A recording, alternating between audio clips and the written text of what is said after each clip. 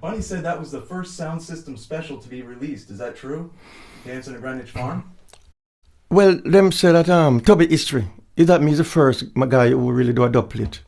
And them the artists them take it up and follow it off of that. But I never get no respect for that. You know what I mean? Yeah. As the first artist who create a dub plate in Jamaica, in the history of Jamaican music. In those days, yeah, you know. How did Coxsone react to you re-recording Studio One hits with Bunny? Well, most producers, them have a little envy among one another. You know, I mean, a little jealousy.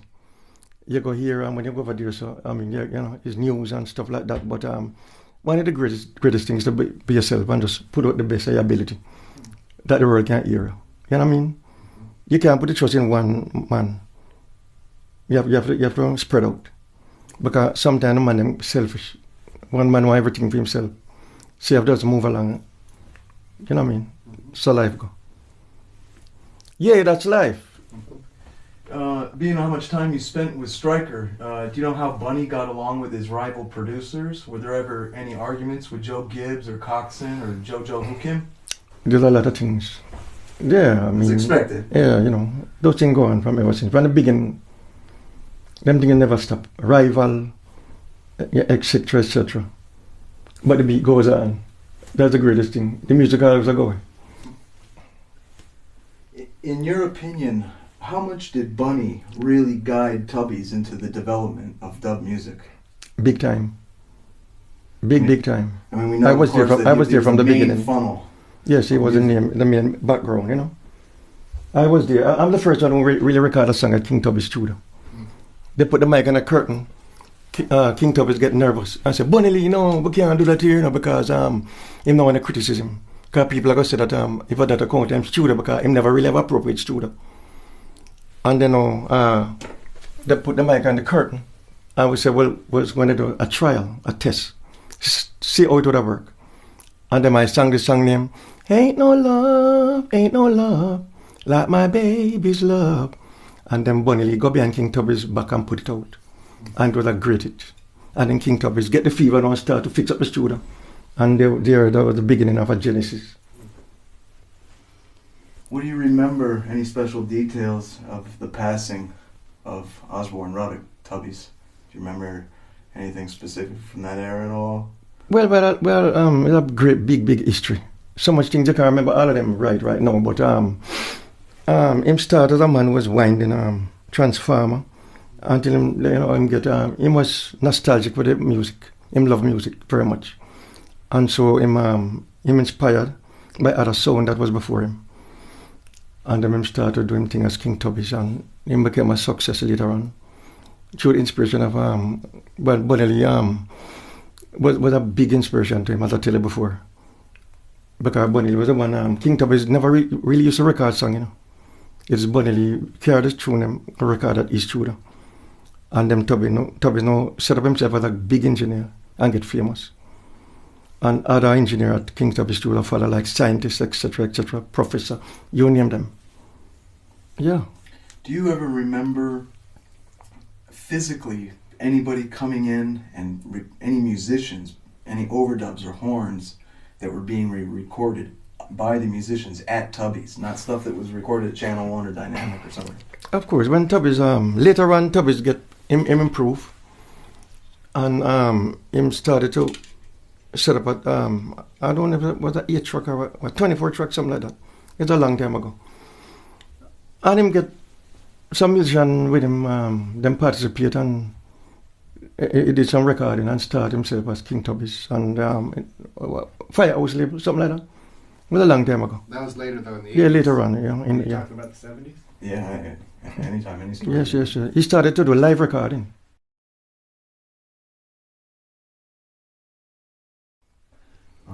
What he's asking about, you remember the bathroom where it was the bathroom. It was a bathroom. I turned it into a dub studio. Yeah. The voicing room. That was the voicing room. Yes, I put some eggshell on the wall to keep the sound impact, the sound together. And it was tight. And get a splendid sound out of it. And he's wondering if you ever saw anybody playing a horn in there or doing... Various handsmen came, the musicians, from all nook and cranny. People come there and do them things. Mm-hmm.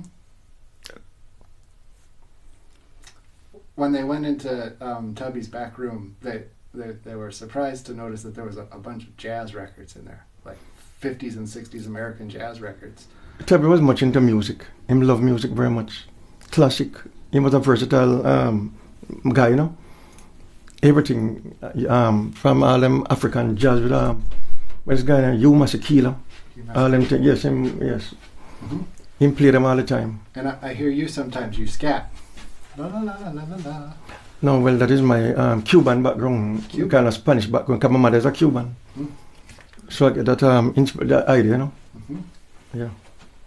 What special qualities, I know you worked with many different producers throughout your life, but what special qualities would you say Stryker had compared to many other producers that you've been around? What are the qualities that he... Every producer have their own style. Exactly. All of them have their own style. I mean, But one thing I always know that generally them follow them one another. That is why the music. You have which start from rhythm and blues, and it's still like a while then intend to scare and scare stick for a while, because once one man discovers something, everybody do the same thing. And even the singers them do the same thing. The singers them one singer sing a good song, him go someone else go sing it over back, because him just get the idea for the nostalgic feeling. Maybe him like the music and him so fascinated with the beat, him go someone go sing it over back, and that's why you have so much clash and things. Yeah. And people say that Junja Laws would just front the studio session and just sit back, or wasn't even there for most of the time. But was Bunny Lee a hands-on guy, or did he let you run your creative control, or he really got his hands dirty there and stopped the mix and was like, nah, he told you what you wanted done? Or? No, not exactly. Because I come with my own idea, my own vision, my own ability. Nobody don't know what they're going to sing. I write my song them at my house with my guitar and write out everything. And when I come to the studio, I show the musicians what to play. Sometimes I even play myself. But I definitely don't show them what to play. And the producer, they must stand up. The thing with them now, they might say, step up the tempo a little bit. Them have them say. But it's not true that them always compose the music and those things. One thing I see them do that I dislike is that when you do your song, then put out the song and put for them name, and it has composer and everything, arranger, and them collect your publishing money, your copyright. You see, that's what they do. But it's not true that them do everything like what you say. We've seen video of Jackie Edwards and Prince Jazzbo all in the control room at King Tubby's. Yeah.